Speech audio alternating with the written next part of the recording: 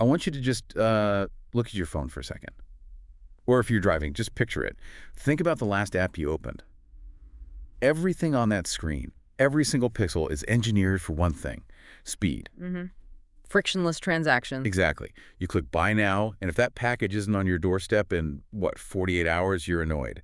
You post a photo, and if the likes don't roll in within 10 minutes, you think about deleting it. We're conditioned for instant feedback. We're living in the age of the dopamine loop. It's what the source we're looking at today calls the logic of speed. We've been trained to believe that if something is valuable, it should happen quickly, and it should be, measurable immediately. Right. We've optimized our whole lives for efficiency. But here's the conflict we're diving into today, and it's a big one. Does the human soul actually work that way? Can you, like Amazon Prime, a deep change of heart? Well, that is the tension, isn't it? And the source material we're unpacking argues pretty emphatically that when it comes to human transformation, efficiency is. It's actually the enemy. Okay, so what are we looking at? We're looking at a guide titled Sowing Faithfully Over Time, and its central idea is going to feel very counterintuitive to almost everyone listening. We're doing a deep dive into what the source calls relational evangelism. Now, I want to pause on that word evangelism for a second, because for a lot of people, that word brings up images of, a guy with a megaphone on a street corner or a really high-pressure sales pitch. Which is exactly the model this source is critiquing. It defines relational evangelism not as a sales pitch, but as a shift from viewing communication as a transaction to viewing it as a long-term investment in trust. Okay, so moving from closing the deal to cultivating the soil. I like that. So our mission today is to unpack why slowing down might be the most strategic move you can make in a skeptical world. We're going to look at why presence often speaks so much louder than presentation. It's going to require us to unlearn some habits. We have to deprogram that efficiency mindset that we've all picked up from the modern world. Okay, let's start right there. The source identifies something it calls the efficiency trap. It argues we've basically imported the logic of the marketplace into our relationships. It's a fascinating observation. I mean, think about your workplace. Everything is driven by metrics. You've got KPIs, right? Key performance indicators. You've got ROI, return on investment. Mm-hmm. If you launch a project and it doesn't show a measurable result this quarter, what happens? You kill it. You pivot to something else. Cut your losses. Exactly.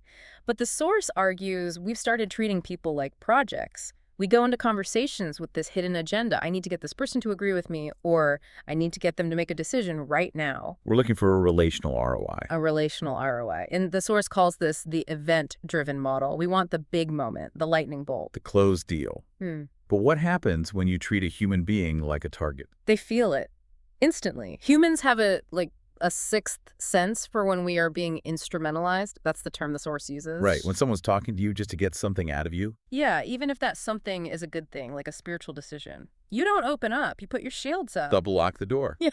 Because nobody wants to be a project. They want to be a person. It feels manipulative. It is manipulative. So if the corporate efficiency model is broken for relationships, what's the alternative? The source proposes this massive shift in metaphor. It wants us to move from the boardroom to the farm. The agricultural reality. I really like this analogy because it forces you to acknowledge a total lack of control. And I hate lacking control. Don't we all? But think about a farmer. A farmer can have the best soil, the best seed, the best fertilizer. They can wake up at 4 a.m. and work till midnight. But can a farmer actually force a seed to sprout? No.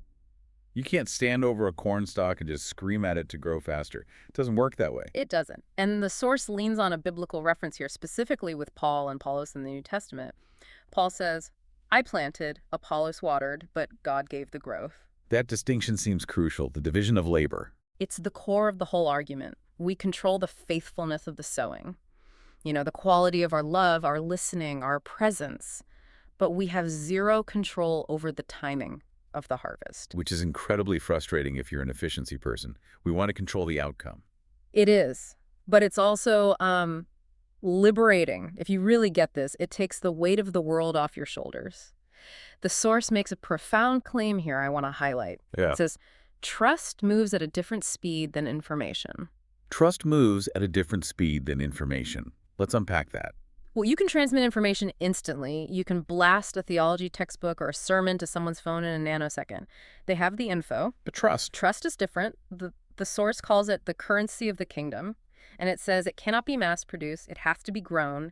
It's organic, not digital. So if we need to slow down, if we're farmers and not sales managers, what does that actually look like? The source gets into the theology of it, right? Yeah. The theology of being with. Yeah, this is where it gets really interesting for me. It anchors this whole strategy in the incarnation. Specifically, John 1:14. The Word became flesh and dwelt among us. Okay, so let's strip away the jargon for a second. We're talking about the idea of God not just sending a message, but becoming human. Exactly. The source puts it this way. God didn't send a memo.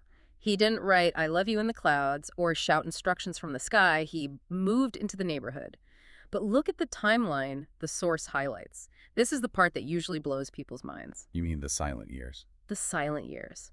Jesus lived on earth for about 33 years. For the first 30 of those years, he was in total obscurity. A carpenter, a neighbor, a son, fixing chairs. From a modern branding perspective, that's a disaster. You have the most important message in history, and you spend 90% of your time just hanging out, living a normal life. It looks like wasted time to us. We'd say, get on with it. Start the movement. But the source argues this wasn't wasted time. It was divine intentionality. So it wasn't a delay, it was the strategy. It was the strategy. Why? What's the strategic value of just being obscure? Credibility. The concept is Emmanuel, God with us. The insight here is that proximity precedes proclamation. You can't love someone from a distance.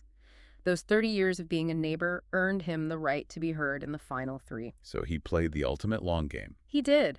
And the source challenges us.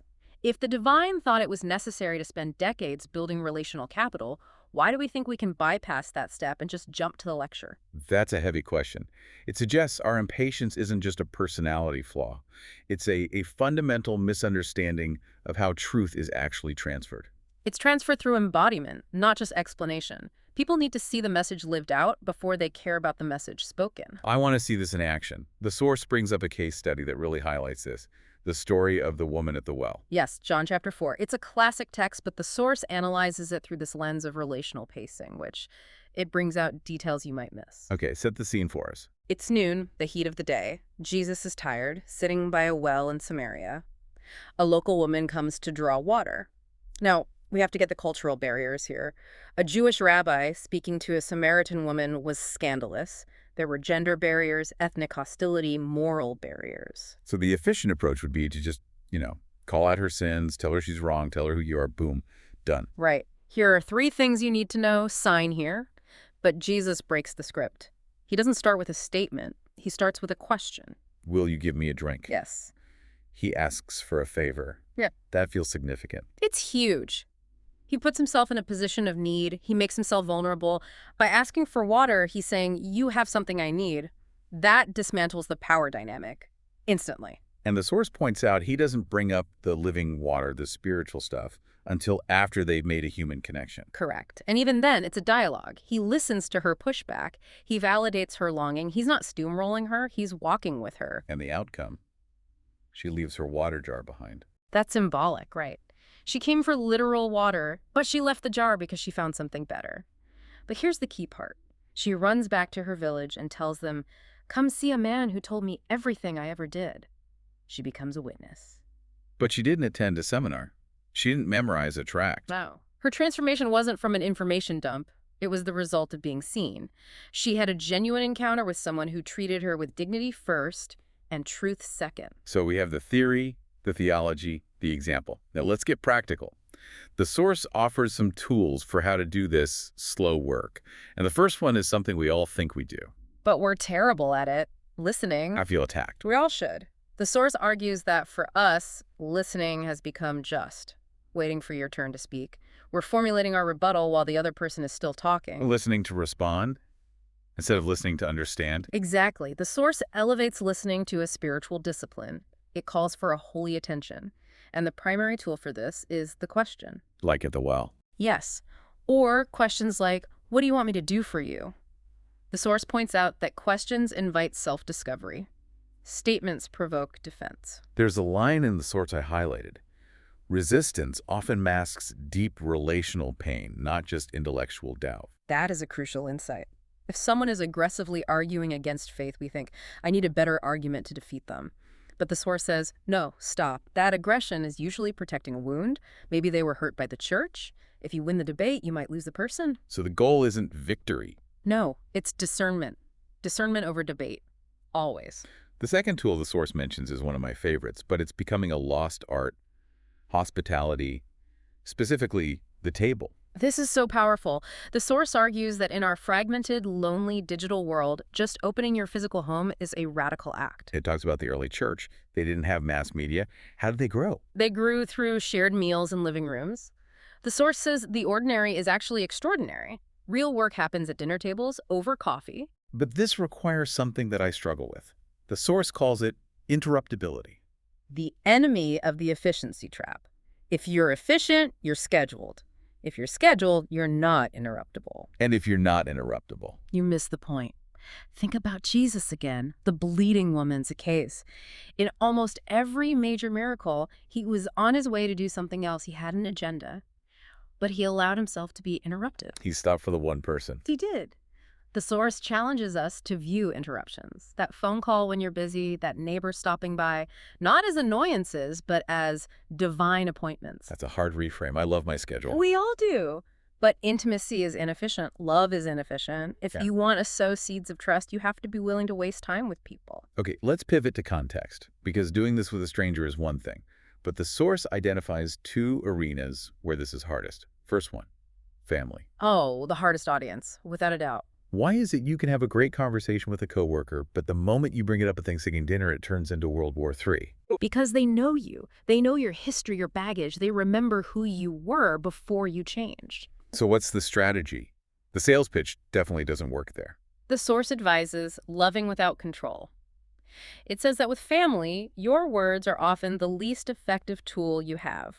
So just shut up and do the dishes. Essentially, yes. The concept is grace before agreement. You have to prioritize the relationship over the result. Let them see your patience, your kindness. Let your life provoke the question. That requires so much patience. Decades sometimes. Again, it's agricultural. The other context is the one we're all swimming in, the digital world.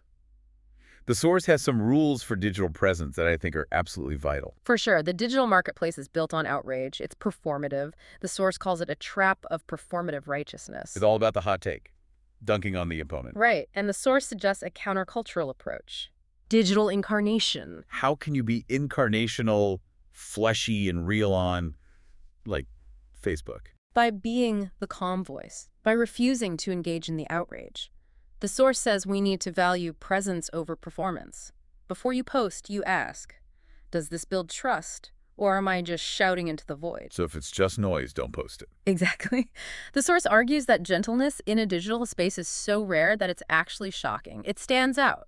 That's how you sow seeds online. This whole deep dive has been a massive permission slip to slow down, to stop treating people like projects. But the source ends with a practical challenge, right? It does, the 90-day challenge. Lay it out for us. What do we do? It's deceptively simple. You map your relational world, family, friends, colleagues, pick a few people. And for 90 days, you commit to two things: praying for them and simply being present. That's it. No sales quota. No, Yeah. you are expressly forbidden from trying to force a result. You're just sowing, listening, serving, showing up. And you watch what happens to the trust level. Long obedience. It aligns with how humans actually form trust.